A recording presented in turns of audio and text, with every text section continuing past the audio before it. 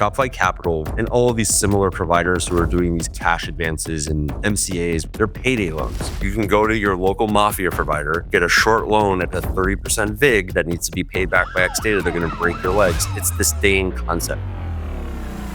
Jeremy Horowitz is the Superman of the DTC space and wizard of e-commerce. In this episode, he's breaking down the harmful Shopify loan scheme that's killing brands while lining their own pockets. No one ever called Shopify out. They're like the gods. But you called them out and you were 100% right. Shopify now has $1 billion in these loans outstanding to just their merchants. It's a predatory product that they're pushing to their own customers that kills their customers. There's got to be some basis for a class action lawsuit. Nothing kills a business other than lack of cash. The larger and the faster you grow, the actually poorer you are. Can I bring my wife in to listen to this? This is every day she's again, you got the best brand, but we're always broke. Welcome to You Won't Find This in a Book with Sam Saifi and Dan Castle. Welcome back to another episode here of You Won't Find This in a Book. And guys, this one is one that I am personally very, very excited about. We have Jeremy Horowitz here, who is part of Because Ventures. And Jeremy is actually one of the most respected people in the DTC space. Jeremy, what do you not do? Like I always say, you're like Superman in the space because you've got, you do the consulting, then you do the advisories, right? And then you also do investing. And I always say, if there's somebody who knows what's going on under the hood, because ultimately business is a numbers game, you're going to make your numbers work, right? If you're bringing the best product on earth to the market, but your numbers aren't there, you won't be able to serve the people you want to serve. So I call Jeremy the doctor of numbers when it comes to DTC.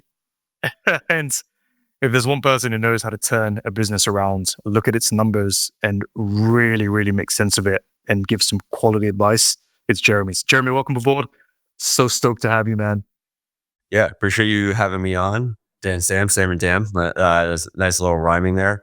Yeah, happy to dive in. Happy to talk about anything. If we covered state of DTC today and ecom, where things are going.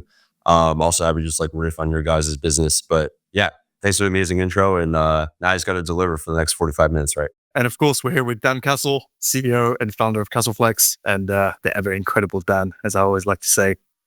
So I guess one place I always like to start is just understanding your background, Jeremy, because I know that you've obviously been ex-Georgia, and you've had, I think, the vast majority of your career inside the DTC space, right? So before we dive into the meat and potatoes, just how did you get into the world of direct-to-customer e-commerce? Yeah, it's a great question. When I hosted a podcast, that was my favorite question as well, because no one person out of 164 people I interviewed said I actually went to school for it. So I fell into this industry kind of like everybody else did.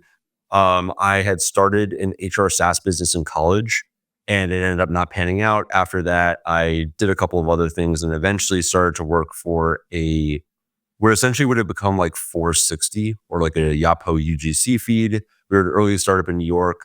And I just got really lucky that one of the clients that the founder brought in while we were trying to essentially bootstrap the SaaS app was a brand called Lumi, which isn't really around today. They eventually, Casemate now owns them, but they were a phone case with light rails on it, where young women who would go out, want to take a photo, want to look good, turn the lights on, take a selfie, take a photo of their food, friends, whatever, and then post it on social media. And this is like when I forget the name of that artist group, but one of the EDM groups had a name called Selfie. Kim Kardashian picks it up as her selfie secret, as Instagram is becoming a major thing, as Snapchat, all these photo-based platforms are becoming huge. I go from client work there to jump internally. I work basically running their e-com, so Shopify Plus, Amazon, retention marketing, and digital channels. Company goes vertical, it gets picked up into Apple, Sprint, Target, Verizon, Best Buy, whole bunch of retail. I'm basically there to manage the digital channels where the company goes and builds out a massive retail presence. Started working with them. They're probably got 1 million top line. By the time I left, the company had done like 70 or $80 million in top line history of the company to the point I left. In that time, I also just bounced around, worked for some other brands, and then I ended up working for my partner in Because Ventures, our fund now, where essentially, and we're actually recreating this playbook today, he acquired an automotive aftermarkets business called Car Park Kings. So think like you hit a website and I want to find a Nissan 2014 black Fender. basically, I was there as a product manager and doing some other work, and basically like, what is all the mechanical backends to deliver whatever your make, model, color, vehicle, all those components to then drop ship you that part so that either you're automotive shop or if you're DIY, you do it yourself. As a part of that process, also built SaaS, like he's a brilliant technical founder, built SaaS to basically solve our own problems and then spun it out as independent businesses. So Sam, we can also talk about that. I know you're cooking up something as well.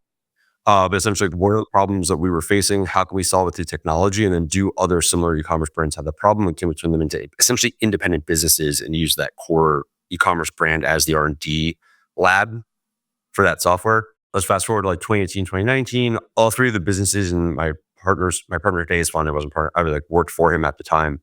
All of them exit to a private equity company based out of San Diego. I go while my partner does quasi-retirement for a year.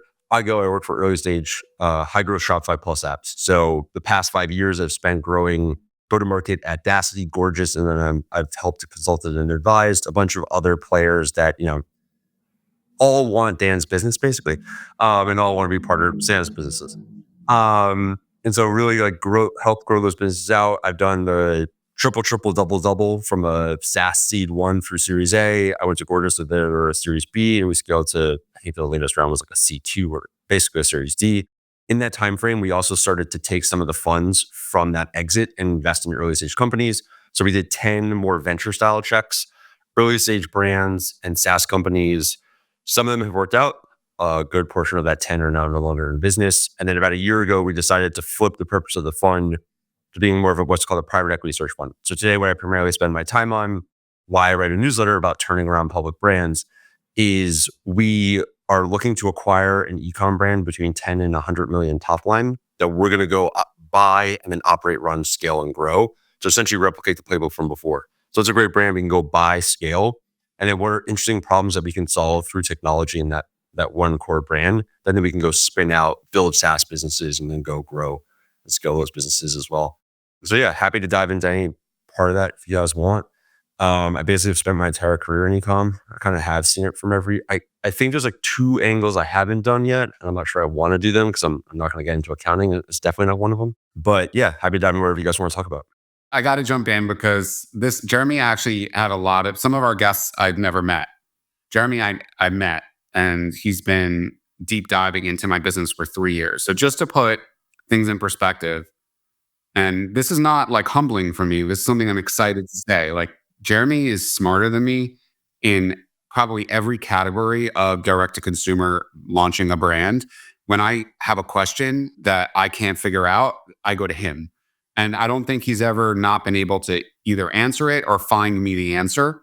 And he does it very quickly. And I know probably people are listening and they're like, God, he speaks so fast. His brain works faster than everybody else's. So you're just going to have to like either slow him down and then speed us up. You can speed up me and Sam, but you got to slow him down. But he has so much information, and this isn't fluff. Like this is who I go to, and this is well known. Like I've announced this on LinkedIn, 2.5 years ago. Like when I have an issue, I go to Jeremy. So think about that. If I'm a top 1% in the world and I go to Jeremy, the fact that he's on this podcast right now is huge. And I want to just get into like the meat and potatoes of businesses, but I want to just first tell everybody a story so they understand who Jeremy is. So for example, one of my questions to Jeremy was, Jeremy, I'm having cash flow issues. Can you please like help me figure this out? I can't pay my invoices. Sound familiar? Every entrepreneur that's doing well has this problem. And so he gave me 3 companies. He made the formal introductions, and I'm assuming he gets some sort of a cut on the other side. I don't know, but I don't care. I'm a commission-based guy, so I always, when I was consultant before Casaflex, I thrived on business that I brought other people, and I'm okay with it. And some people aren't, but that's something that if it works for me and works for my business, I really care less what the other person is doing, as long as they're giving me good opportunity. And so Jeremy lined up 3, and I'm not going to name the 3, but it's like 3 pretty substantial lenders. And I wanted an alternative to Shopify Capital because I was paying them back so quickly.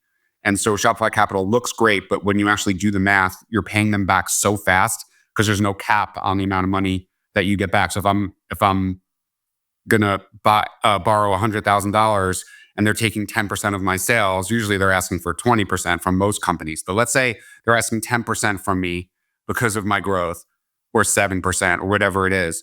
They will take that percentage of your sales every single day until they get paid back. And so if you have like a killer month, boom, your loan is paid off. And then if you actually annualize that loan, that, let's say it was like 10% interest, let's just give an example. That 10,000 is really more like 40,000, right? If it's paid back within 3 months, because you have to annualize it over a year. And he was explaining to me that it's not, these offers are not what they seem. So he gives me 3 offers, or these companies give me 3 offers, and I review them. And then a week later, I come back to him and I'm like, here are all the offers, right? Always, as an entrepreneur, get multiple offers on anything that you're doing. Never assume that you've got a great deal. Just for the hell of it, go get another option or a second opinion or third opinion from other tech stack companies or lenders or whatever you're doing. Never just rely on one. So he gives me the 3. All 3 of them were better than Shopify Capital. This is an area that Jeremy has posted about, and he's so right. And we'll get to that in a minute. But Shopify Capital is really taking advantage of up and coming top companies that are on their platform by offering them these Shopify Capital loans. They're making a lot of money off of them, and they're actually hurting those companies in the long run. So if you have the ability to move away from Shopify Capital and get a better deal, then do it. And so he gives me the 3. I look at all the 3. This is like, I want to say it's like October, like around now when I am bleeding, because it's the slowest time of the year. And then next month it goes berserk, right? We do like 30% of our business in 1 month. So I'm really shopped for cash right now. This is when I'm desperate. It's Q4, but it's not the last 2 months. It's October. And that's the worst month. And so I give him all of your offers, and guess what he says to me? Don't take any 3. He's like, I've looked at your business. You're going to actually crush it in 4 weeks from now. And that will then allow you to pay off all your invoices, and you won't have to take the interest. And he's like, I know it's going to be painful, but suck it up for 4 weeks, figure out a way to just delay things with your vendors. And I did that, and like clockwork, like a profit, in 4 weeks. It was like November 15th. That's when the holiday sales start to begin here in the US. All of a sudden, boom, we went from like X amount of sales to like 5X amount of sales, and obviously very profitable. And we were able to not have to take a loan, and it saved our company tens of thousands of dollars in interest just from him saying, listen, I know I recommended these 3. These are not, you don't need to do this right now. You can relook at this at another time. That was when I was like, this guy's the real deal. He really just wants me to win. And he knows if I lose that I won't be around for him to help in 5 years or 10 years. So he just wants me to win and survive. And so that it's so important that people understand integrity when you're talking about recommending people to others. He's on this podcast because he's knowledgeable, but also because of his integrity. So thank you. So I've never paid you a dime. I feel horrible about that. I'm sure there'll be a day that I can pay you, but right now you've done so much. I'll drop my Venmo in the notes. Yeah. So you've done so much for me, and that's one example. I mean, I come to him with 20 different facets of my business. Jeremy, tell me, how do you go? Like, what's your mindset when a founder like mine comes to you with a problem like that? And I really want people to understand why Shopify Capital is not something that you recommend. You've publicly, people follow you on LinkedIn. They'll know this post that I'm referring to. It's my favorite post you've ever done, because no one ever called Shopify out. They're like the gods. You don't call out Shopify, but you called them out, and you were 100% right. And I don't really know what Shopify is doing. They've stopped. I don't know if it's because of your thing, but they've stopped pushing me for capital. They just stopped calling me. They stopped emailing me. I don't know if they know I don't need them anymore, or if they saw your post. I'm sure they follow you, but tell me what your thoughts are. Talk about that post, why you posted it, and why you warn people that are starting businesses to avoid Shopify Capital if they can. Yeah, this could be a 5-hour Joe Rogan style podcast if you guys really want to dive into the deep parts of this. at a high level, the takeaway for everybody who doesn't want to listen to me rant for the next 30 minutes is Shopify Capital is the equivalent, and all of these similar providers who are doing these cash advances and MCAs, whatever they want to call them, they're all basically the same thing. They're payday loans. They are, you can go to your local mafia provider, get a short loan at a 30% VIG that needs to be paid back by X data. They're going to break your legs. It's the same concept. And the reason why I am so vehemently opposed to this is I've been working with brands in this space for a really long time. I remember when Shopify actually released this, and the way that they're brilliant marketers, but the way that they positioned this was amazing amazing debt source that was going to be great for your business and all these amazing things.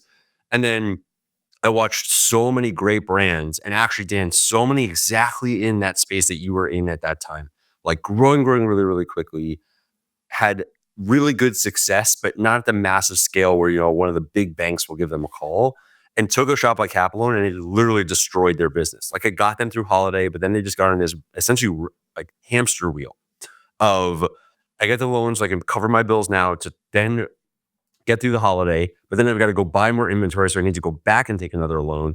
And then it's constantly sucking the cash out of my business.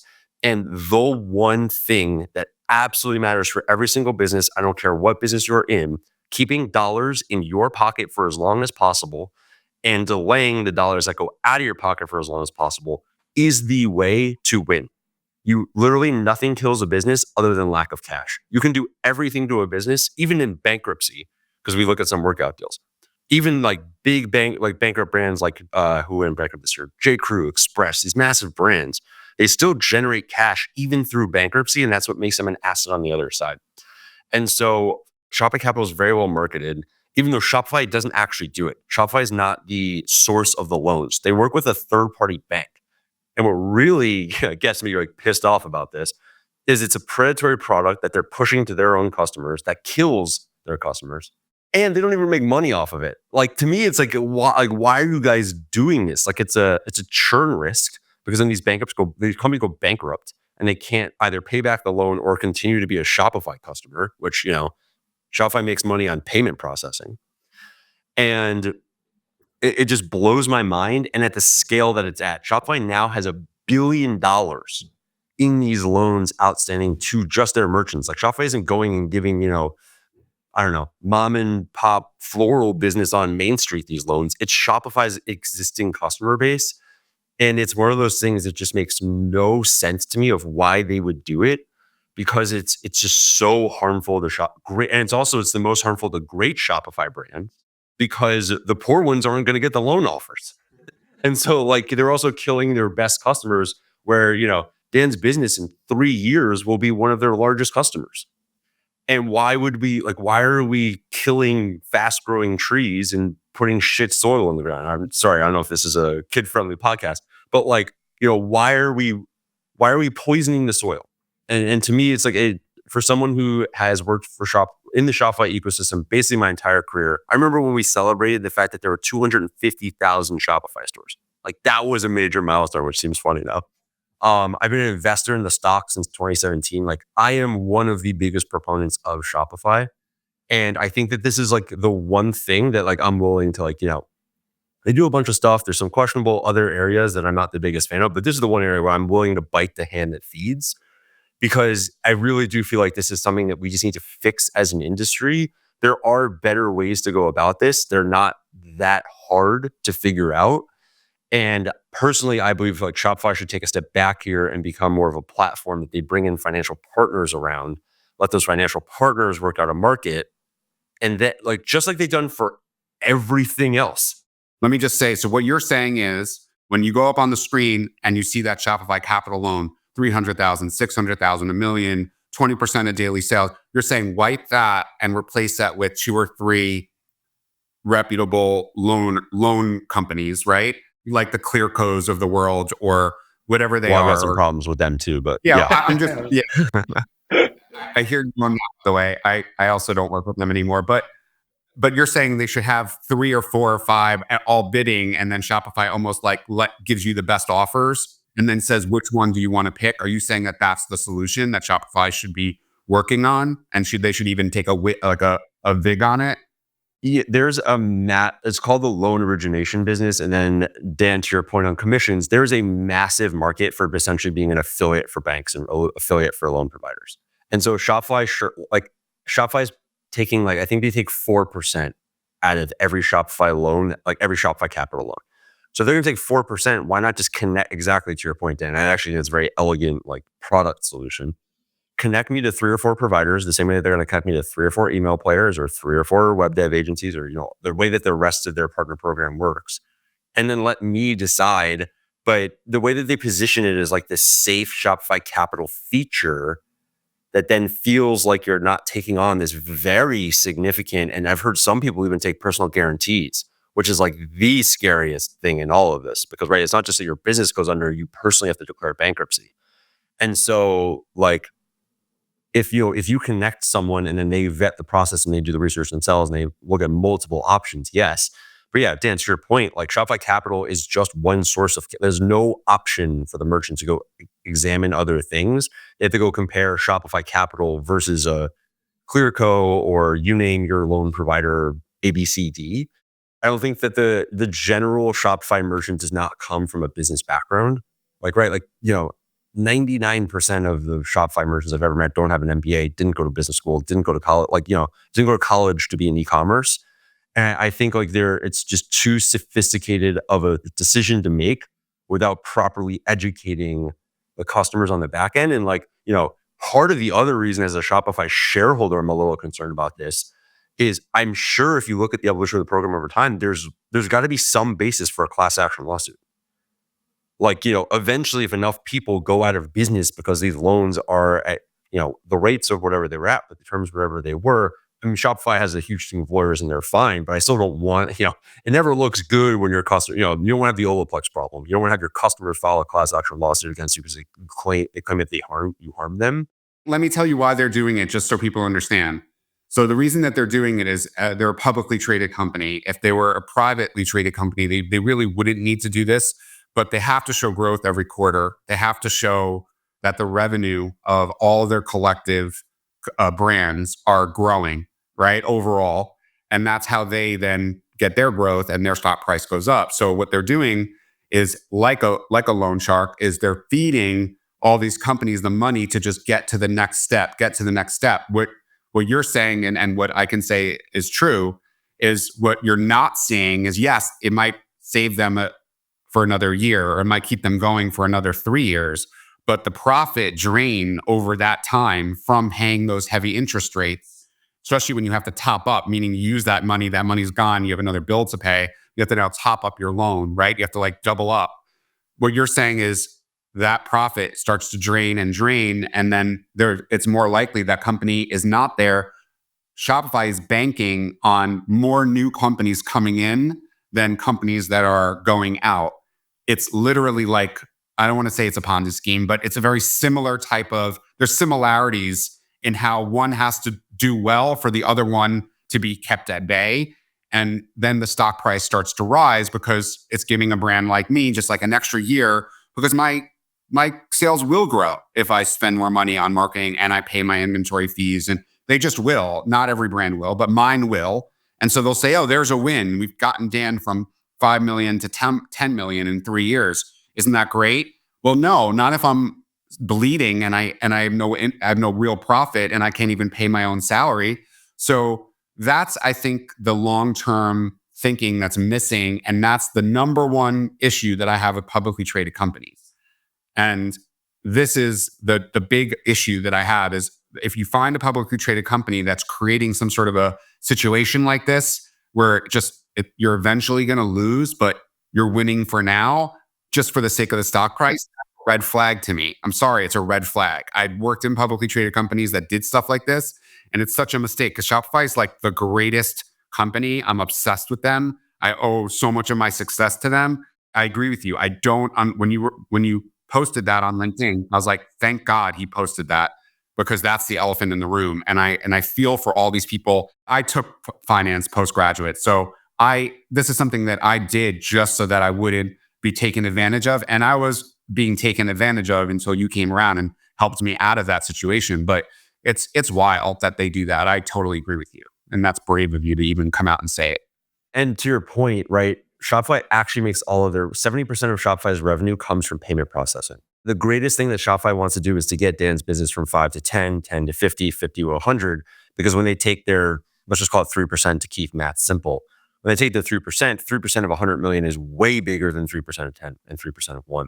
And so I understand why they would build the mechanics around there. But Dan, to your point of like how excited you are about Shopify, there's so many other things that they could be doing that are not as risky. Like, I think it's just like I'm a very big believer in Nassim Taleb's anti-fragile framework. I don't know if you both have read that book, but I highly recommend it. And it's, you want to have absolutely capped downside risk and unlimited upside risk. And the problem with a loan business is that you're essentially insurance, where you have to bet X number of people are going to fail. And we just have to spread that risk across enough people that it will work. The problem is what happens when contagion happens, right? This is every financial crisis. One small problem here ripples out into everywhere else, and then something else that wasn't supposed to break breaks under the pressure. And what happens if you kill 10 or 20% of Shopify's bait? Right? Like, I'm sure Shopify has done the statistical analysis and everything else here, and I'm sure they have a sound program. But my greatest concern is like, you're putting those businesses out of business. So you're losing the software fees, you're losing the payment processing fees. Like, the amount that, especially it's such a low margin product, like, sure, I could kind of get this a little bit more if we're talking about like, really fat margins, like they're making 80% just facilitating intros, fine. And like, it probably is the 4% that they take, probably, they probably keep 3.9%, 4% of that. But it's such a small portion of everything else. And to me, it's not the thing that needs this much attention, because it's not what's really going to help a brand like you grow. Here's what else entrepreneurs need to know. You do not need to take that offer on your dashboard from Shopify Capital. I mean, please don't.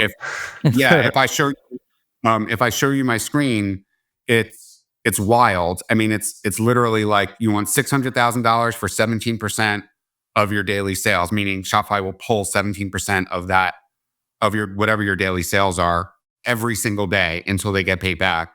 Now, that is when I send them an email and say, listen, I'm not interested in this. This is horrible.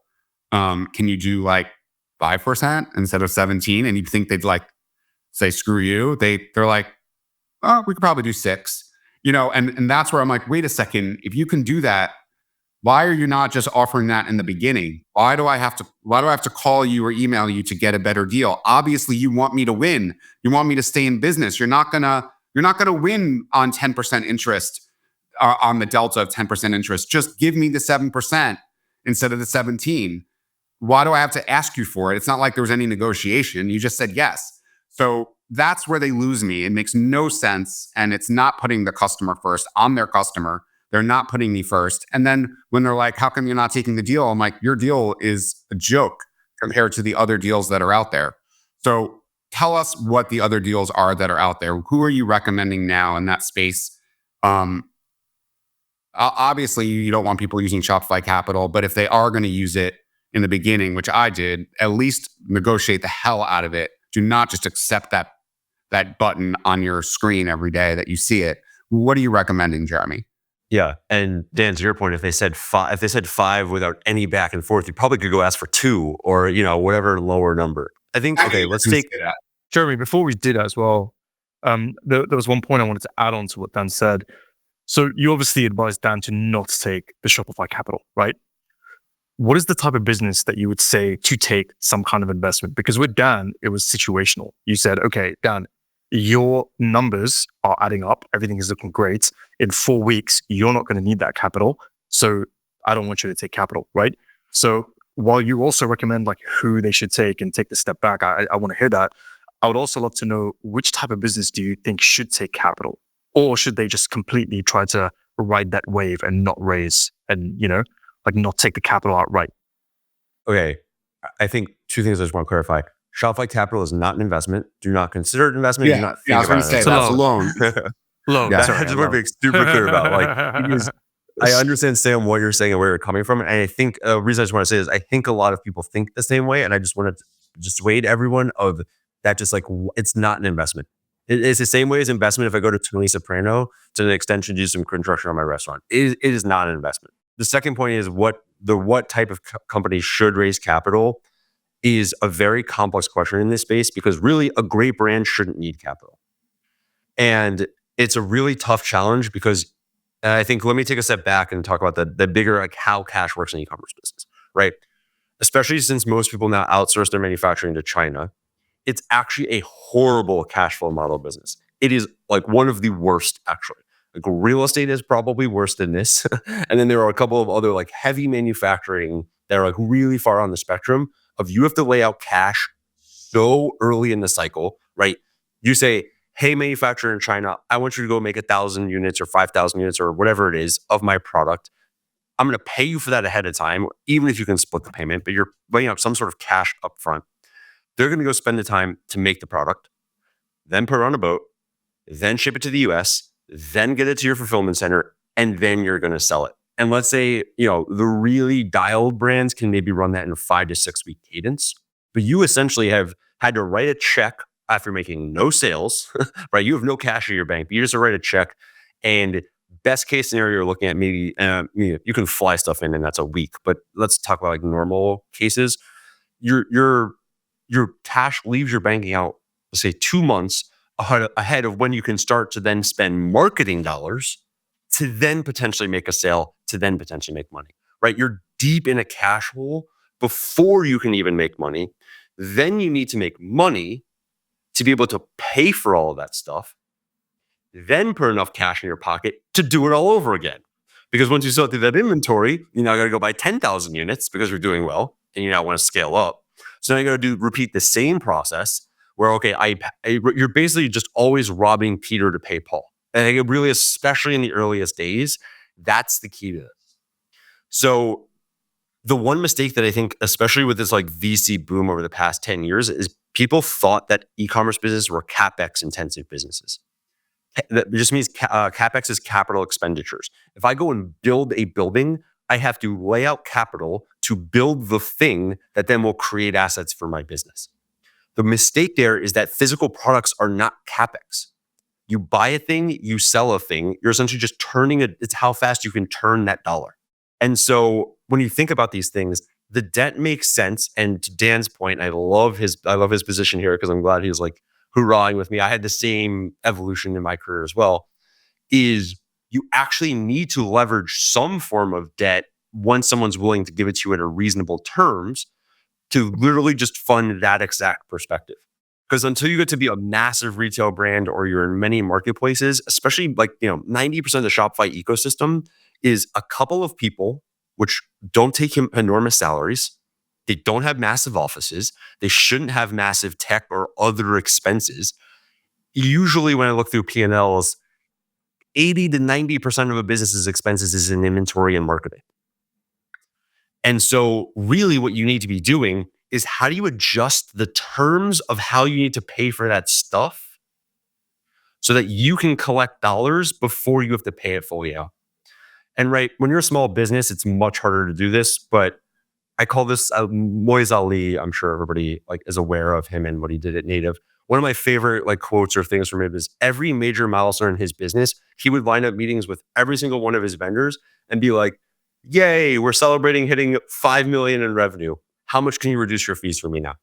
Yay, we hit 10 million in revenue. How much can you, and your 3PL, your manufacturer, your whatever, SaaS tooling, payment processing, all of those things, because it's just sheer economies of scale. So, right, the reason why that's important is in every negotiation, and Sam, I actually want my mission, and I think Dan is kind of one of the first great examples of how what I've been able to spout out to the world is kind of helpful, is everybody should be negotiating those terms and thinking of that as an investment. How can I get my manufacturer to invest in my business by giving me 90-day terms so that in that 5-week process that they need to produce stuff, ship stuff, and then I can go sell it, they're willing to trust that I'm a good enough partner that I will pay them back afterwards. Because essentially, and especially, we can get into the complex international macroeconomics of China's debt situation versus America's debt situation. I think it's a little complicated. Essentially, what everybody needs to know is today, debt is cheaper in China than it is in America. China is heavily investing in their manufacturing, and they want you to do business there. It is like a chief economic policy of their entire country, and it has been for a very long time. That's why we all exist. That's why this industry exists. So if your manufacturer can take on way cheaper debt, produce your products, you may have to pay them a little bit more. This is why also having a really high gross margin is really important, right? Dan can sit here and be real pretty because he has such high gross margin that if he wants to give his manufacturer 2, 5, 10 would be ludicrous, but 2 to 5 points so he can extend his payment terms another 15, 30, 90 days, that is the best investment in his business. And that is what I think when everybody goes and like, I want investment, I want private equity, I want people to come in and fund my business. You know what the first thing I'm going to do for your business is? I'm going to go and negotiate payment terms with every single one of your suppliers. I'm going to go through the list and just be like, okay, we can move factories or you can give us 60 days. 30 days, fine. We'll give you 2 more points in margin. You know, they have to win. Like, you can't put them out of business. And that's like, you know, it needs to be, it's not a like hard negotiation against each other, but it should be a win-win. But what it does now is Dan has 60 days. He can, if he opts, you know, his ops are really flying, his products are in and out in that time. He collects the cash. He pays his manufacturer. They go, holy shit, Dan paid us back. We now have more money. Dan, how many more products do you want? We do it all over again. And then where this really works and where like that Moise Ali thing really plays in is when Dan goes from 5,000 units a month to 50,000 units a month, Dan can go get that 2% in margin back because now the economies of scale of his manufacturer can buy the raw materials for his product. Their costs go down on a per unit basis. So Dan's costs can go down on a per unit basis. Now Dan's 2 times as big. He has the payment terms he wants, and his gross margin has reset to where it was before. That is the key. And I'm just going to keep ranting until you guys stop me. The largest Costco, this also is like the brilliance of how we need to study retailers more because they've been doing this stuff for so long that they've already figured this out. So if let's say that Dan hits the holy grail and starts selling in Costco, which we should talk about. I really think you should go into Costco, especially with your age demo. Costco is going to get net 60 payment terms from Dan. So Dan has his product. It's in his warehouse. Costco's going to be like, you're going to ship your products to us. And in 60 days from that point in time, we're going to pay you. Costco turns over their inventory every 28 days. So in 28-day period, Dan's going to ship his product in Costco. 28 days later, Costco's going to sell that product. Let's just call it 100. I'm just going to keep it as simple. And I know this is too low for let's call it $1,000. Dan creates like a luxury Costco product. They retail his product for $1,000. They pay Dan, I don't know, it's usually 50% margin. So I'm just going to keep it as simple. They pay Dan out his $500 30 days after they've sold it. So the cash is just sitting on their books that they can cover their expenses. They can go loan it out. Costco's big enough, they're probably buying T-bills and all this other stuff to make more money on that dollar that Dan is essentially a bank for. And it's these types of things that will exponentially grow your business. Now, eventually, and this is what Dan and I have been working on, is eventually you get to the scale, and Dan's business is at that scale where you actually just need to put debt on the books because your invoices get so big. Like, I'll just be blunt. Like your invoices get so big that it's like we either need to pay part of it up front or part of it when it hits the port or part of it when it hits your 3PL. And you just like literally you just need to keep the cash flowing in your business because ads are running so quickly. And so why this is so important and why I'm also so vehemently opposed to these payday loans is Dan is growing so fast. His invoices and his inventory payments are going to start to accelerate, right? At first, I can buy 3 months of inventory. Then I'm growing so fast it comes into 1.5 months. Then I'm growing so fast it goes to 1 month. Then every 3 weeks, I'm placing POs. Well, if Dan has massive spikes and Shopify rips out $300,000 from the $1 million day, how is Dan going to pay his $400,000 invoice in a week when he's got to go pay for all that, not only the inventory, but also the ads that he's running in that period? So I think we've covered the inventory piece. Ads is the next big piece. There are like 3 or 4 credit cards in the space right now that will give you 40 or 45 days or more float. So basically, everybody pays. Well, you can also negotiate. I was literally just going to say that. So I'm where you are, right? So now all of a sudden, instead of placing orders every 3 months, I'm finding myself placing orders every month because of the growth, right? Which I love, but I also hate, double-edged sword. And then my Amex is completely maxed out. Like I had like a $4,000 charge the other day that got rejected. I was like, what? I can't. I mean, we're like a really fast growing company. For us to get rejected on a $4,000 charge on Amex, because Amex is making me pay them back so quickly. And if I miss one payment, the interest on that is double, triple digits, right? And they just boom. And that's where they really make their money, is they hope that you're late, right? That's the only place Amex makes their money on our side, right? They make a percentage on the retail side, but they really make their money off of us when we can't pay it. So I'm where you are. So I've gotten through all this crazy hell thanks to you. You've guided me on moving away from Shopify Capital. Thank you. You guided me to other options that are better. Thank you. But now I'm at a place where my credit card is maxed out, and every single day I'm just trying to pay a little bit of that credit card so that it doesn't max out, because once my ads stop with Meta and Google, I'm finished. So this is the truth, guys. Like, owners don't like to talk about this stuff. I'm just being honest about it. I'm in year 3 and I'm day to day trying to balance all the money here because Amex wants their money back so fast. And I've already used the loan that I got from my lender, right? So now what, Jeremy? I'm going to use this for some free advice from you. Like, now what do I do? And this is where it gets dicey, and nobody talks about this, but the larger and the faster you grow, the actually poorer you are. And it's a really hard thing to accept. And it's like this very kind of like, oh my God, can I bring my wife in to listen to this? This is every day. She's like, Dan, you're not shit. Like, you got the best brand, but we're always broke. What's going on? And I'm like, you want to just call Jeremy and let him explain it to you? Because you consider the podcast once it's live. Please let me talk to my wife. She my thinks 15-minute I'm horrible rant. at Fizzies. She's like, I don't know what all the hype is about you. She's like, you're broke. And I'm like, I agree. I don't buy the hype either.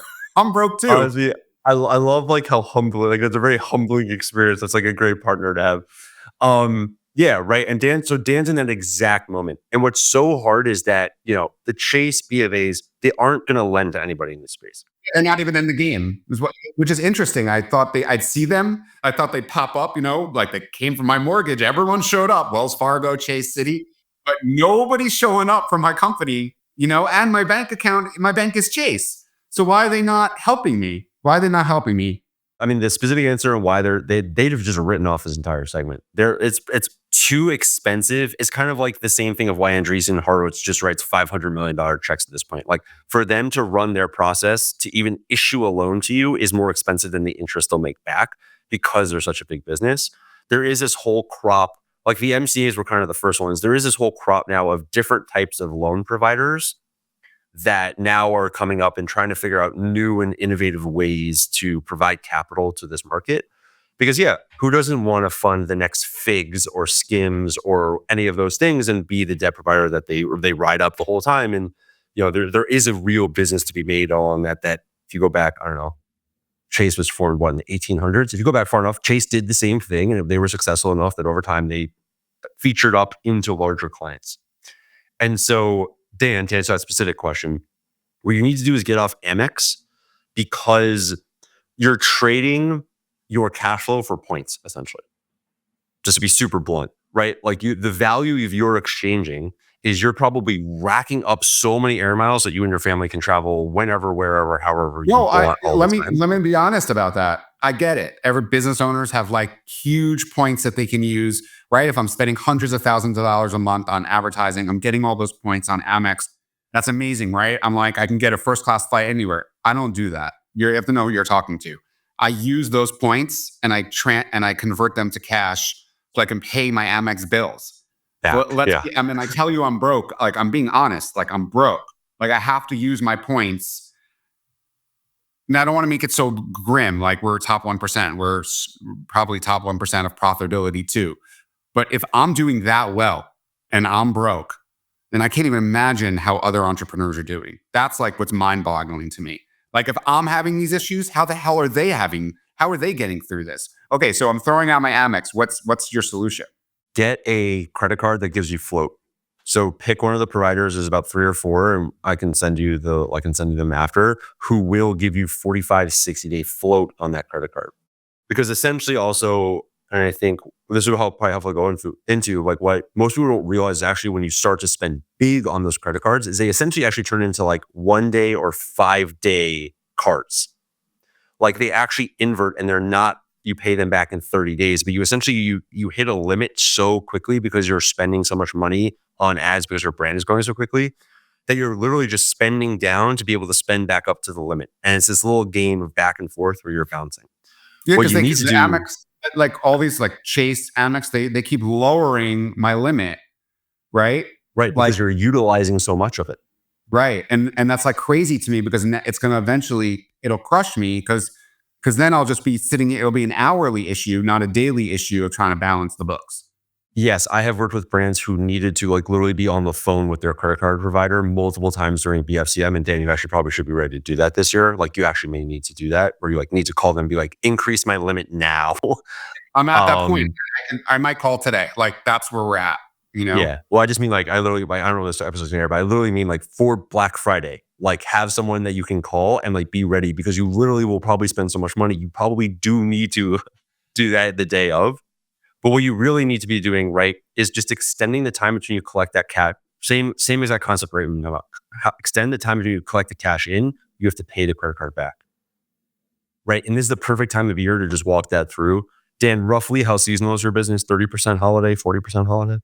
You know, we'll see. I mean, I think, you know, last year we did 5 million and in a year. And then it was our second year in business. And then but $1 million of it came November 15th to December 15th. $1 million of it. That's about a quarter. Like 20. Yeah. Let's call it 20%, right? It's probably a little bit more, right? Because I'm not including, there are a lot of orders from the 15th to the 20th or 20. I'm just giving you a 30-day. Yeah. So let's call it 25%. I'll keep math simple here, right? Big like deal. 25%. Yeah. And that's actually pretty low. I'm screwed. If my ads shut off, I'm done because you know how it works with Meta. If your ad gets shut off, like it takes days to like 2 or 3 days to actually get back in the groove. They don't let you go right back in. At least that's my experience. I don't know if that's everybody else's, but it's not like on off. Like Meta wants to see you paying your bills, growing them every single month.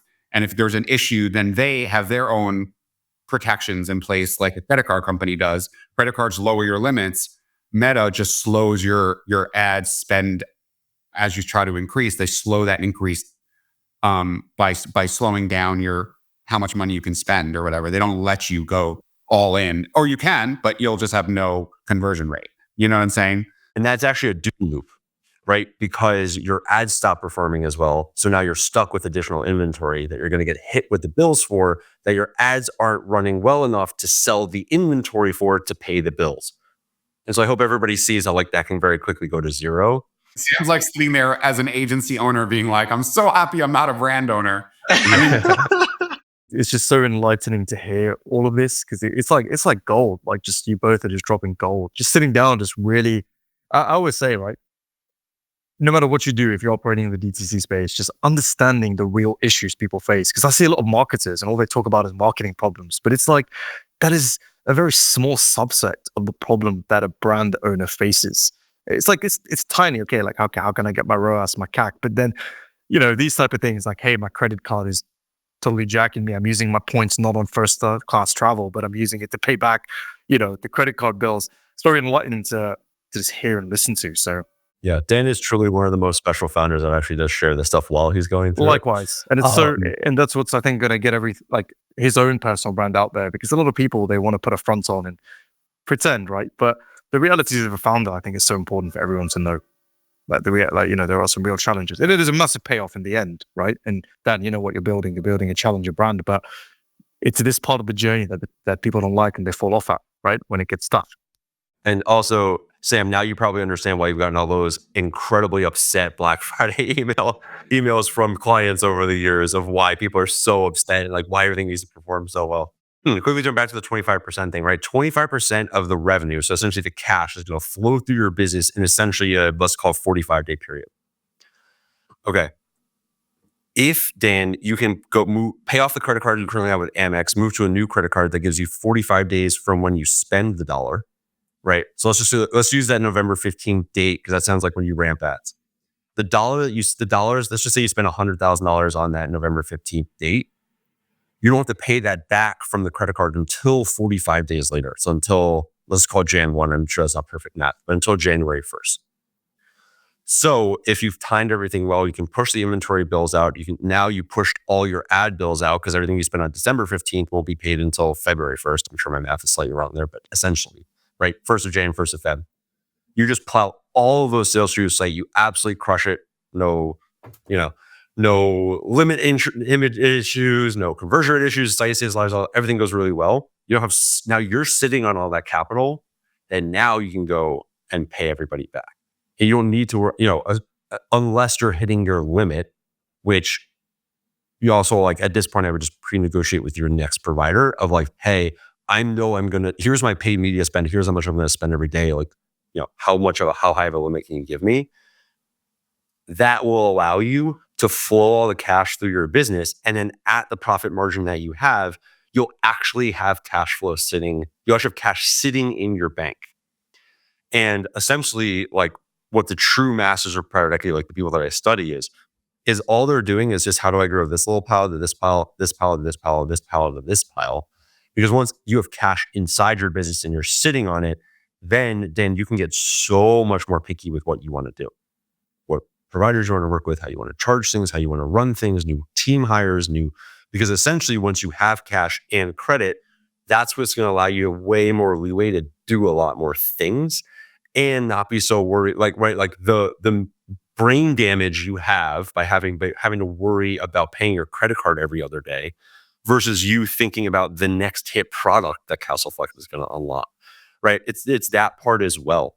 And so if you can really, really nail this process, essentially just continue to get as many payment terms as possible, really just in marketing inventory. I would say like, you don't have a huge team, you don't have a lot of other big expenses, like just move those expenses as far back as possible.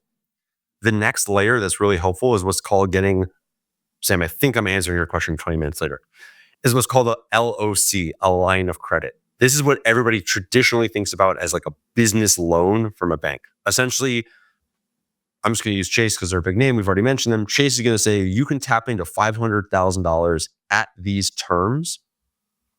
That's the part that matters, not necessarily the interest rate, because essentially you can negotiate the interest rate down to whatever prime plus their margin is, but the terms of when you have to pay it back. Because, right, we just talked about the hell of repaying all of those other components. You also don't want to get just whopped with a big loan payment. So essentially what you can do is it's called a finance stack. The same way we have a tech stack, ad stack, all those other components, is we've now negotiated all of our terms to pay back as long as possible. Then we get debt to pay those bills. So essentially what we've done is we've just adjusted. Remember that horrible timeline I talked about at the beginning of, you put 5,000 out, you put 5,000 units 2 months out, then you pay for ads, then you get paid. Now what you've done is you adjusted all of those timelines back. So now I make a sale, my payment terms are behind that. I then have a line of credit, which I would recommend is kind of the best version of what a brand at this scale can get. There's, this can get very sophisticated and much like public company sizes, but now I have a line of credit that has payment terms. This is the same concept as like a consumer having BNPL. You have to be responsible. You have to pay all those loans. You have to pay those loans on time. Because Dan, as you know, those like interest rates can get aggressive very quickly.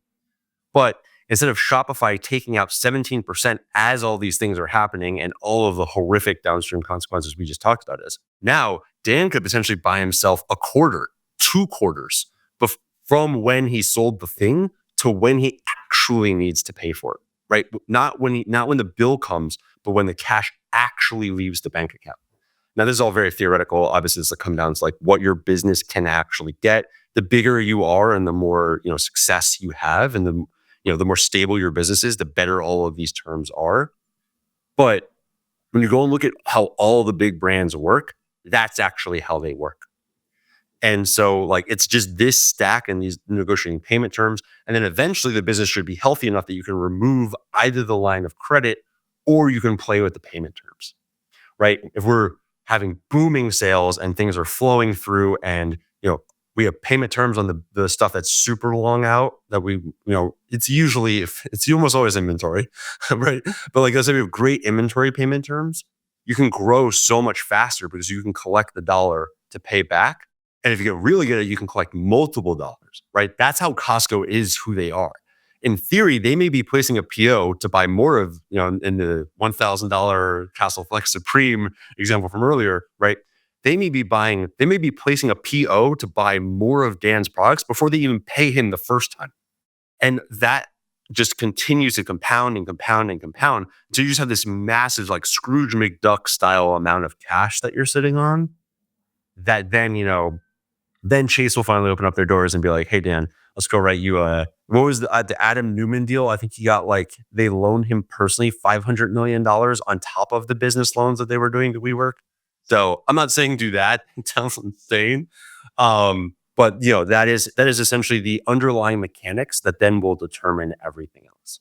I was wondering how long it was going to take you in today's podcast to get to negotiating with the factory, because that's something that Sam and I are really proud of with this podcast, is that we really go to like the granular level of what companies and entrepreneurs need to do to succeed. And I don't think I've ever heard of a business podcast talk about that, which is ironic because that's more important than any of the other fancy shit that people talk about.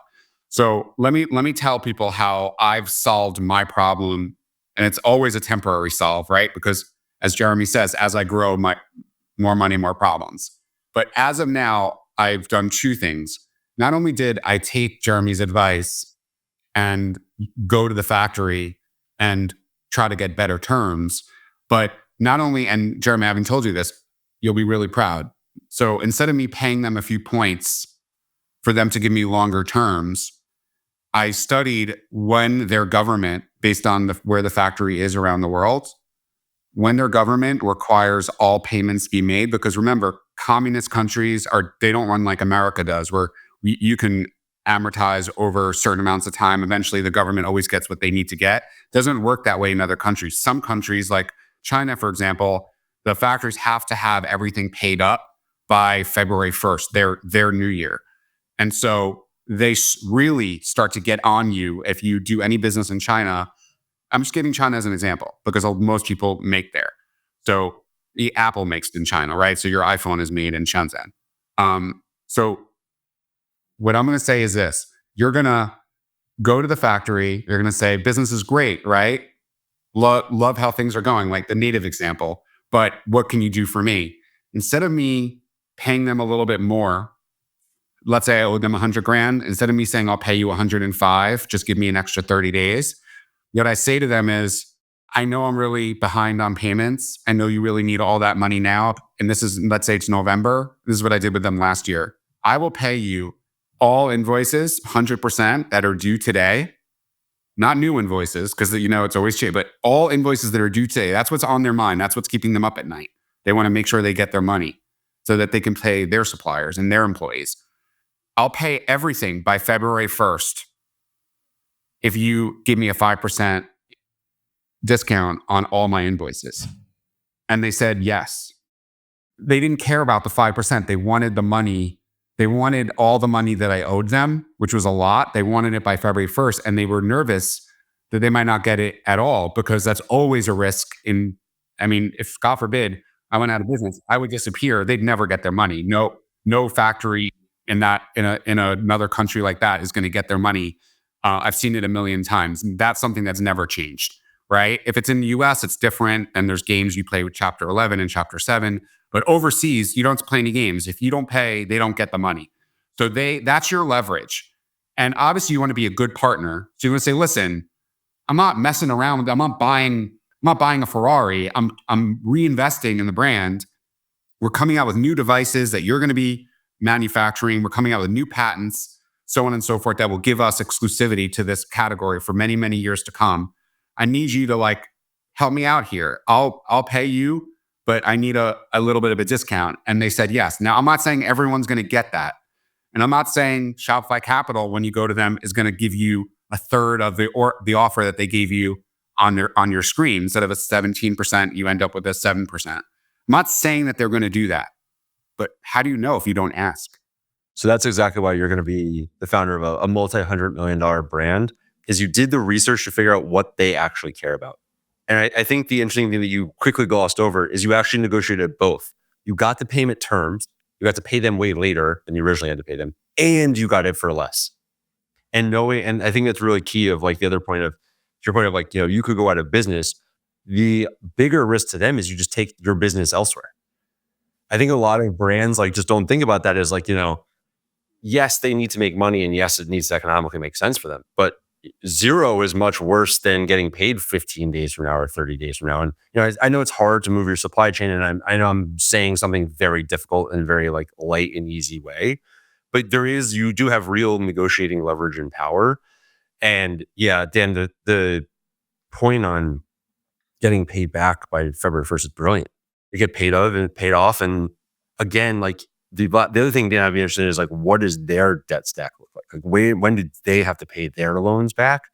Because they might not even care about the 5%. They may be able to float that themselves against super cheap debt. My guess is February. Somewhere in February is when they need to pay it.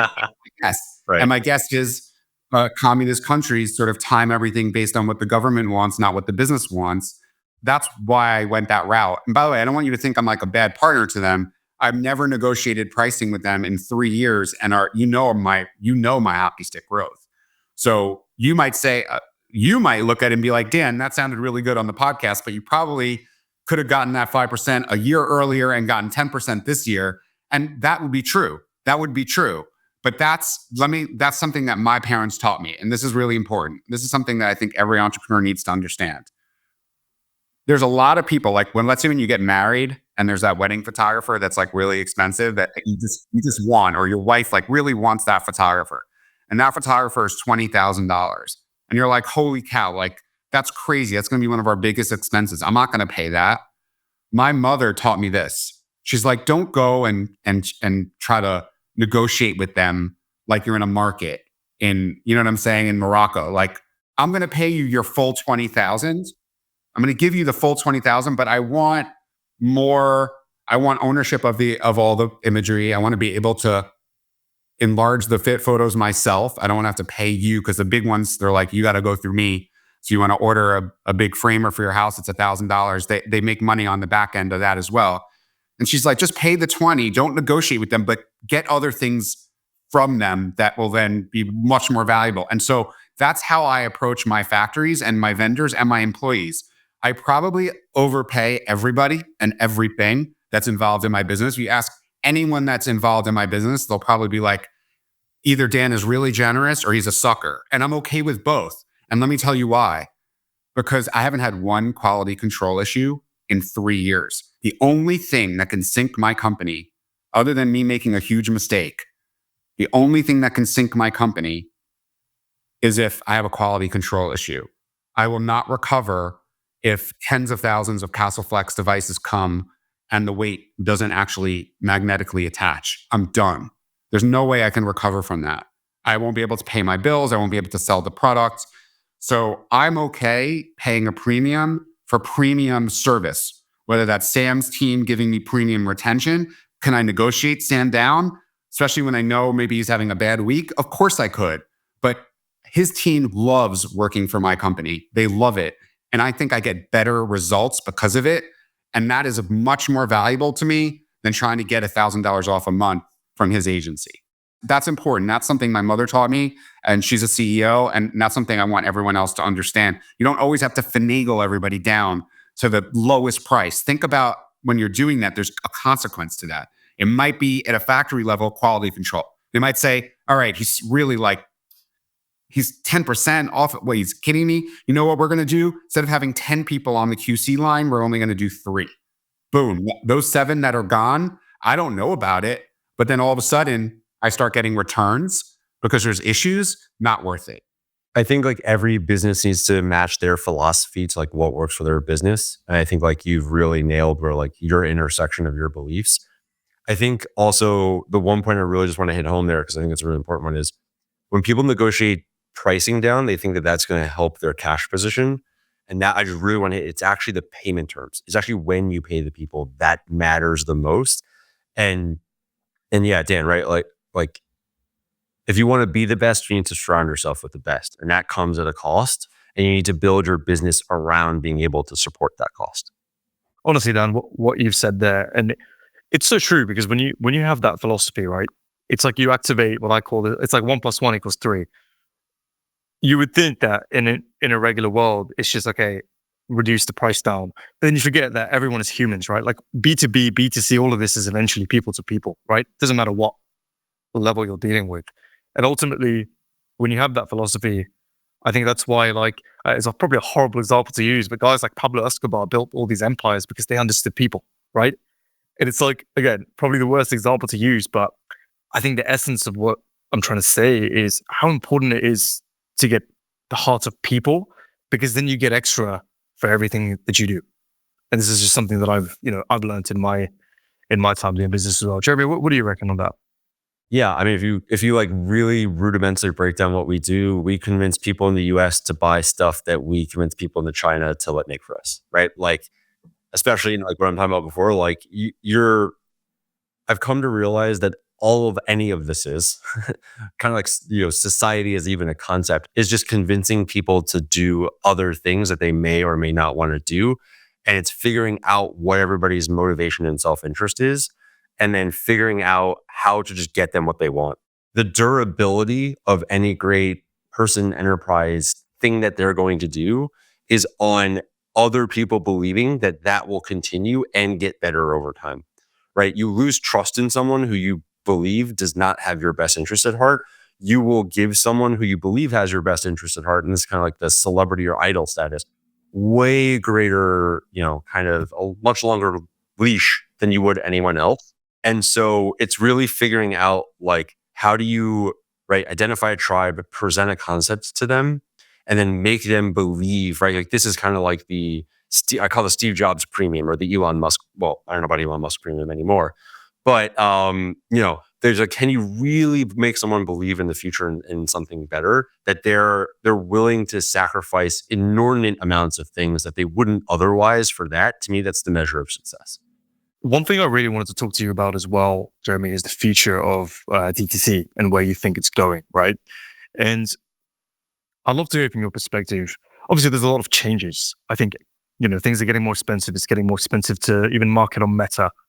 The global economy right now is kind of on stilts, right? So I'd love to hear your perspective on where the market in general is going, and who are the founders, and what are the types of businesses that are going to survive and thrive in these next, I'd say, 5, 6, 7 years of challenge. Until then, there's eventually a market shift that happens, right? Where everything changes, new technology, AI comes out, and then there's this big seismic shift. But going into the next 5 to 7 years, right? What do you think is what founders really need to hone in and focus on to be as successful as possible? So this is my, I think, 4th evolution in e-com that I've seen. And Dan, you've been in retail for a while, so you've probably seen a bunch of these. Like, every evolution is a major innovation or arbitrage on the supply chain, and then on an advertising channel. And what I mean by that is e-com, at least the first turn in e-com that I was a part of, was really just arbitraging like data into the American supply chain. So I have like kind of probably gloss over my career as I started actually building Magento connections and migrating WooCom sites. But it was really like, how do you just get, right? Because people used to think of web e-com as like the internet version of a magazine. Like, right, like that's how e-com actually started. Is like, we're going to put a magazine up on the web and we're not really sure what to do with it. And then the first major like wave was kind of, post eBay, Amazon, like the kind of peer-to-peer model was, how do we put North Carolina furniture makers online so that people outside of North Carolina can buy something, and we figure out how to get it to someone in, wherever, Florida, New York, Oklahoma.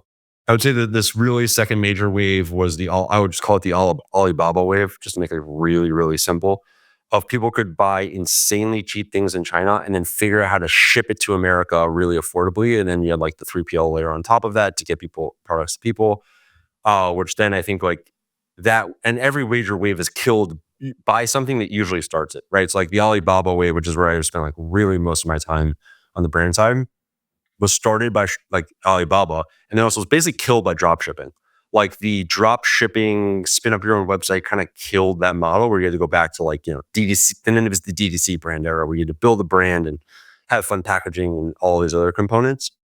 And each of these has had like a corresponding ad platform, right? So the American retail arbitrage had Google.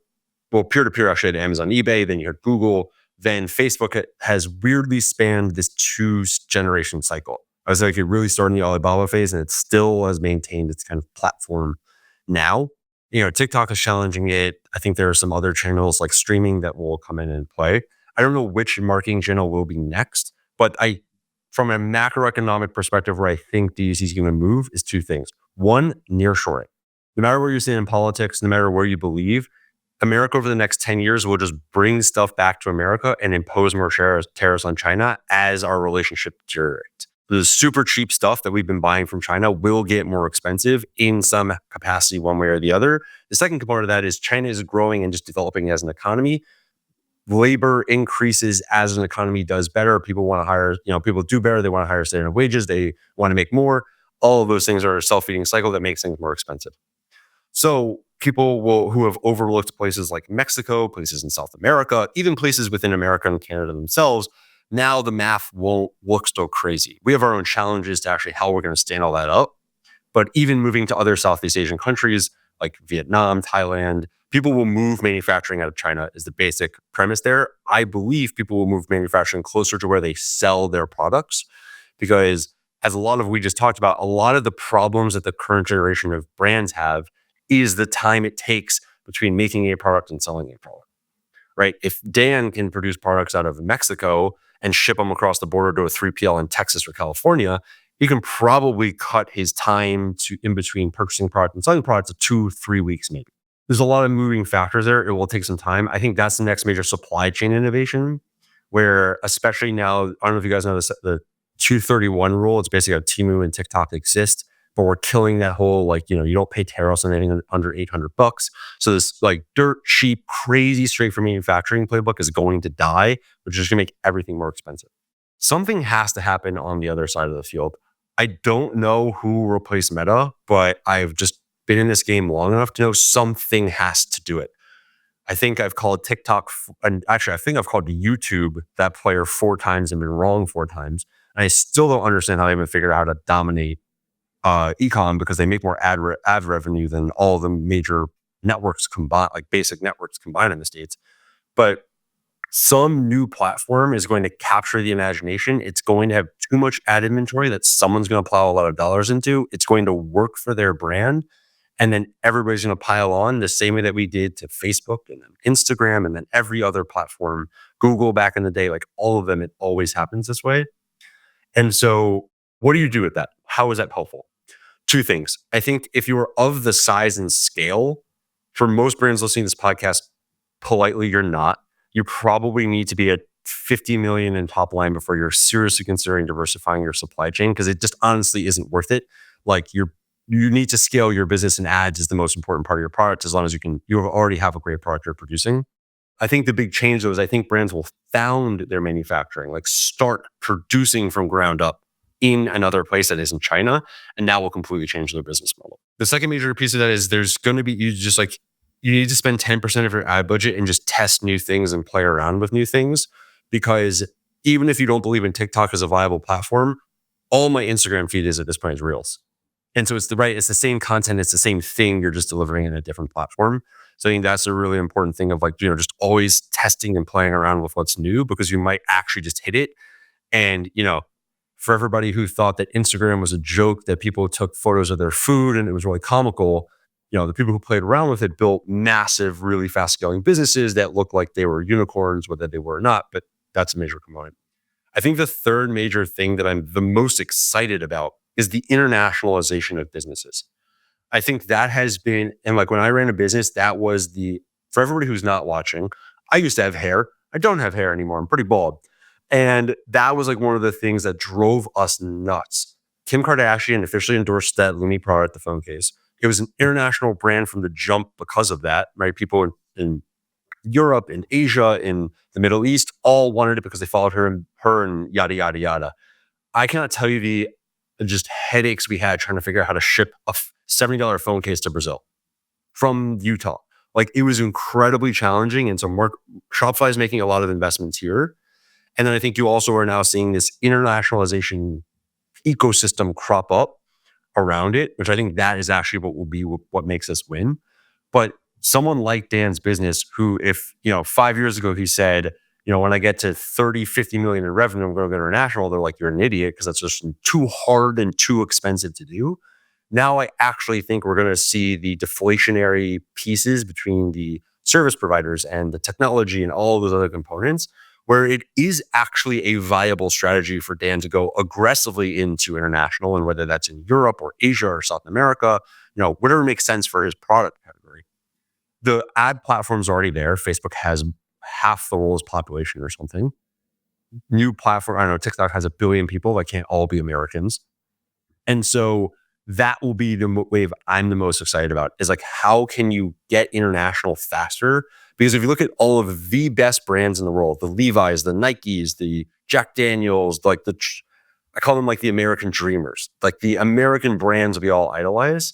They're so successful actually because other people in other places in the world want their products. It's not that Americans love Levi's and it's so incredible. It's that Europeans love Levi's and they're willing to buy this kind of Levi's, and Asian people love this kind of Levi's. And that's what makes these brands multi-billions of dollars and intergenerational and massive, massive successes. And so my biggest question is like, well, what if you build a brand really early on from that philosophy? Once you can like figure it out, obviously if you're like sub $10 million, this is not even a conversation like you should be considering. But what happens when you build that early on and you think about, oh, we should be changing how we build so many components of our business? And I think that will have the most interesting impact, because all those other things we said is just the cycle repeating itself and us moving from spending a bunch of dollars here to spending a bunch of dollars there. This to me is going to be the first place where like the aperture actually opens up and we actually change the way that we fundamentally build businesses. We can talk about the growth hacks and the little algorithm plays that we want to test on the new marketing platform, and whatever the Mexican or Canadian law is for producing stuff. But actually, like Dan thinking about his brand in 2 years of, hey, how am I thinking about the European market versus the Asian market, and what's growing faster, and how can I think about my supply chain and all those other components to best serve those places? Because does it make sense to ship stuff from Shenzhen to Berlin? I don't know. Dan, we'll have a conversation when we get there. But that's the interesting thing that I'm the most excited about. Also, it's a question of TAM. I think working in these like VC-backed high growth SaaS startups, that's the best lesson that I think is not taught everywhere else. How big is my TAM? Just your total addressable market. It's very like MBA-ish, but it's actually a really important concept. How big is my market? How many dollars sits in this thing that if I can carve out my own little piece of it, right? Because if I carve out 10% of $100 million market, fine, but it's not big. If I carve out 10% of $100 billion market, I have an empire. I can probably go buy an island somewhere. And so really thinking about that, US is the best. I still think US is the best market in the world, but we're not the biggest and we're not the only one. And so if you can really start to tap into all these other places, right, you just expand your market, you become more sellable, and you have a broader range. And that is what fundamentally changes your business. And that's what, even LVMH is trying to tackle this at an $86 billion market cap. Like there's so many things that you can $86 million on top line in earnings. Yeah, they do $86 billion in net profit every year. That's what I'm the most excited about. Wow. So you got to think from the lens of world domination. Coding teacher, me. I love it.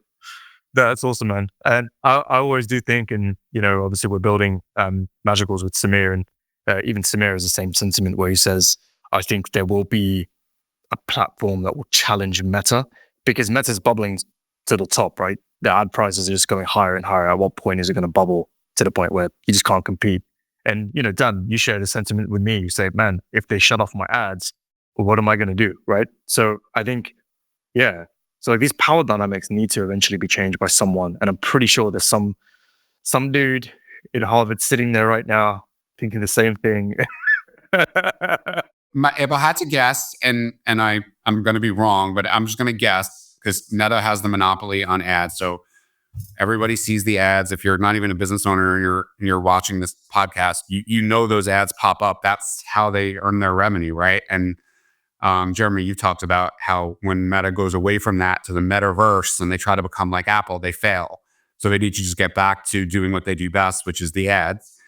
I actually think Elon Musk is going to be the one to figure it out. He has the platform with Twitter. Twitter never figured it out, ever. Let's say X has not. They're probably in development mode right now. I would love to be a fly on the wall in that engineering meeting, but there's no way that Elon Musk is going to let Zuckerberg, especially with the personal stuff they have going on, there's no way he's going to let him monopolize ad buying. So when Elon Musk is in trouble because of his mouth and he upsets mainstream advertisers, because like Disney, for example, and curses them out and on Bloomberg Live, that to me is telling me that he has a solution already that we haven't seen yet. And when he took over X, if I took over X, the first thing I would do is say, I'll pay anything to figure out the ad buying the way Meta has. That has not happened yet. Rumble has not figured it out. Truth, even YouTube, none of them have figured it out at the level that Meta has figured it out and that Google has figured it out. And there has to be at least one more that can figure this out. Maybe it's a new person. Maybe it's some guy sitting, well, I don't say Harvard and MIT because they suck, but like it could be Hofstra, could be Georgia Tech. And they're figuring it out right now. But I actually think Musk has the best chance, and he's going to find that talent and bring them in or just acquire them, because X, you have to go to X like multiple times a day. They're not trusting the news anymore. So they're going to X. I keep saying, where do you guys get your news? And they're like, I'm on all these groups. And they're like, the only place we get it is X. Like, we don't really trust anything else. Fox, right? NBC, CBS is too left. CNN just lies. So, okay, same thing's happening in Europe with BBC and Al Jazeera, and they're all everything is fake, right? Like they're very political and they have their agenda. So people are just going to X. That's where they're getting it. And X sort of, with community notes, weeds out what's good and what's not. So you don't have to think about it. If he can figure out ad buying, game over. Game over. I think he has a very strong chance as well. Come on, Jerry. What do you think? You're not nodding. You're not agreeing. I'll throw one last contender in the race, because I think it's very weird we don't talk about this more. The way that I've always kind of see this is like, Instagram is basically a digital magazine. Facebook is kind of a digital newspaper. YouTube is kind of a digital TV channel that's really more of like home movies. No one has moved linear TV online and effectively. I think Hulu and Disney are the best position for it. And my mom spent a lot of her career in this industry, and I kind of grew up in that industry before I came over here. The sheer domination and dollar value that got pumped through the linear TV. And I just mean like, you have a cable box or rabbit ears and you just watch channels 2, 3, 4, 5, whatever. Nobody has really migrated that over. And I think just watching like the evolution of like, okay, newspapers pre-existed magazines. And like, if you go back to the 20s and 30s, or probably even earlier, but if you go back to the 20s and 30s, everybody spent their dollars on, and even Spotify's radio, right? Everybody spent their dollars on the magazines. You go to the 30s and 40s, everybody spent their dollars on radio. You go, right, and then the 60s and 70s became magazines, TV, and TV then just took over, right? Like Facebook killed TV and among other things. But right, like TV dominated advertising dollars and just like consumer awareness and attention for a 60-year cycle. And I think it's really hard to like, sometimes we're all so deep in the weeds here. Like, it's sometimes hard to like take a step back and think like, where are the massive consumer spend shifts and like that process? I think someone has to figure that out. I think there's too much money to be made, and the consumer habitual like mega cycles are too similar that, Dan, I agree with you. Like, someone is going to challenge Meta's dominance, and Elon's not going to go down. He's not going to go down kicking, screaming, and tearing everybody from the inside out, or he's going to win. But I do think something else needs to just come in. Like, we had search, then we had social, and I think there needs to be something that I think it's going to be streaming TV or some new iteration of it.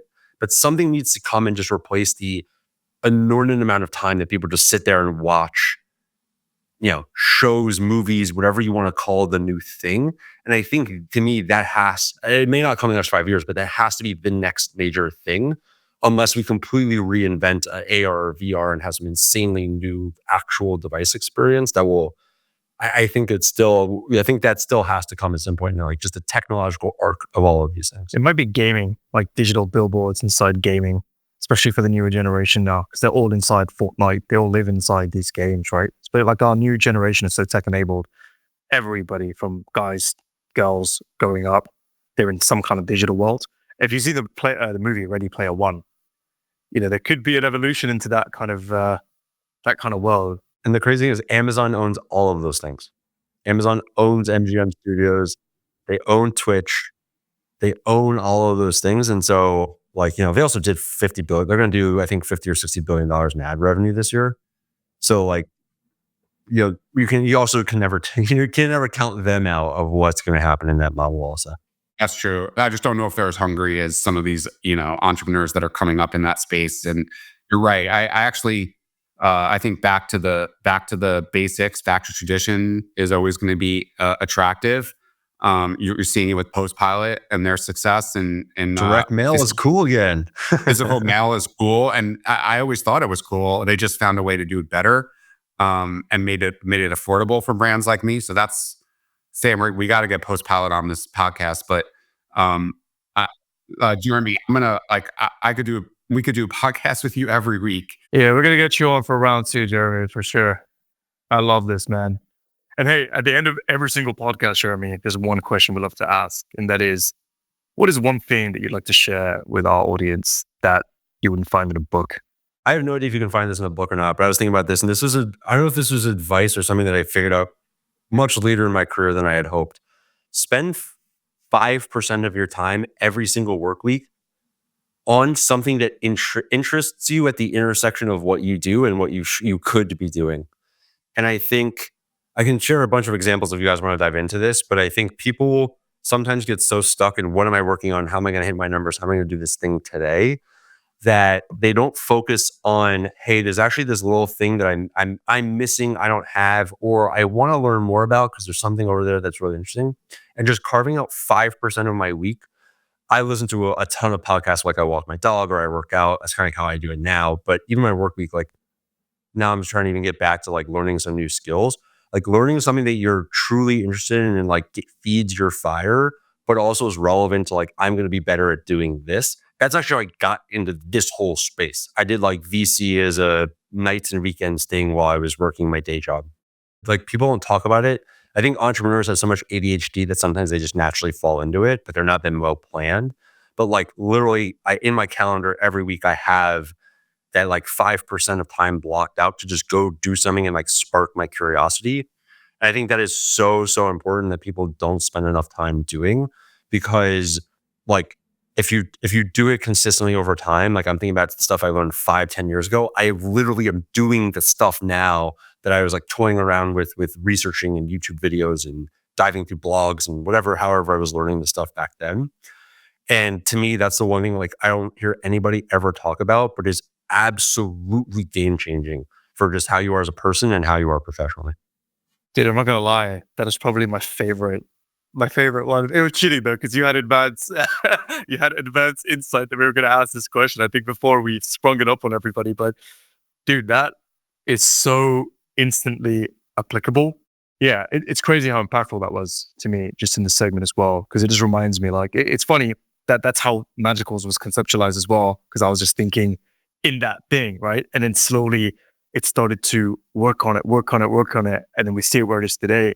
But I think that is so powerful that, at some point in your week or in your day, just listen to a podcast about what is the next step in your evolution, and just start opening up your neural pathways into what that path will look like. And I think your curiosity will kind of lead you towards it, right? And you're so right. We're so stuck in our day to day, we forget that there is a tomorrow, and we have the chance to shape what that tomorrow looks like. So, Jeremy, that lived up to everything that I thought we would get from you in a podcast, to the point where I'm kind of disappointed that we have to wrap it up at this point. It's I felt like I was sitting there with a bucket and you were just throwing these nuggets of wisdom, man, in this bucket. And I just was quiet the whole time because I was just enjoying that, dude, from a spectator point of view. It's such a beautiful thing to see. I think there's like two things that separate entrepreneurs from everybody else. One is we wear our failures like a badge of honor. If you remember when we started this podcast, Jeremy started with this failure.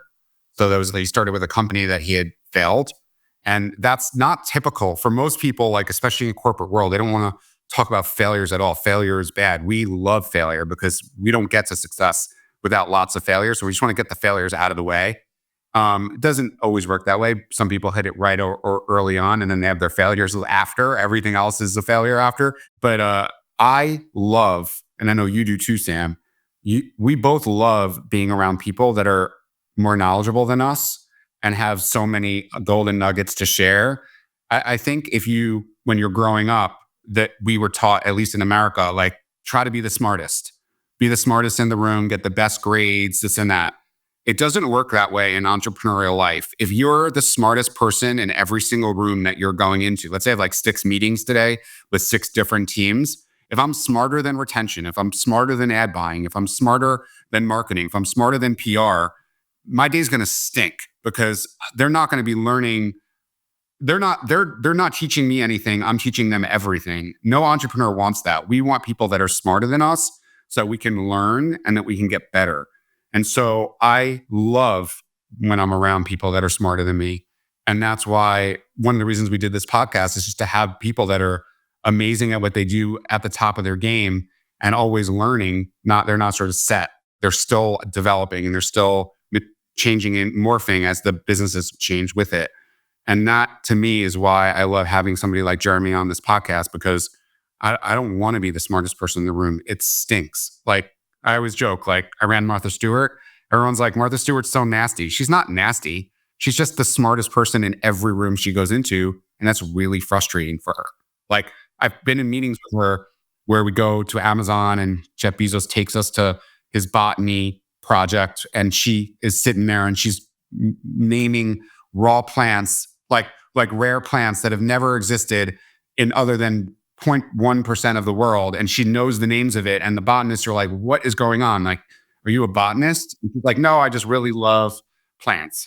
It's like, it doesn't matter where that woman goes, she's the smartest in the room. And so she's always pissed off. And when she meets somebody that she thinks that she can learn from, she's a different person. She switches to like super humble. How can I learn from you? What can I do to soak up your knowledge? Like she turns into a different person. She doesn't care about money. She doesn't care about status. She cares about knowledge.